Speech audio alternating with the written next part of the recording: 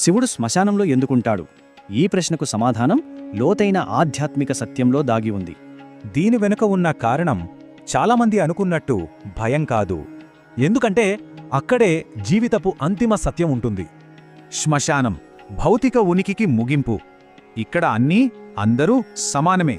ఈ ప్రదేశంలో మనం కూడబెట్టినవన్నీ చివరికి బూడిదగా మారిపోతాయి. నేను నాది అనే అహంకారానికి ఇక్కడే పూర్తి ముగింపు. మనం కట్టుకున్న హోదాలు, గుర్తింపులు అన్నీ ఇక్కడ కరిగిపోతాయి. అంటే భౌతిక రూపం, అహం, గుర్తింపు వీటన్నిటికీ ఇక్కడే ఫుల్ స్టాప్. అందుకే శ్మశానమంటే భయం కాదు, అది మాయకు ముగింపు. ఆ మాయకు అతీతమైన సత్యంలో ఉండటానికే శివుడు అక్కడ ఉంటాడు. జనన మరణాలకు అందని ఆ నిజానికి ఆయనే అధిపతి.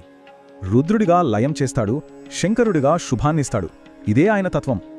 అందుకే శివుడు భయంకరుడు కాదు, ఆయనే మనలో ఉన్న అన్ని భయాలను తొలగించేవాడు. ఓం నమః శివాయ్.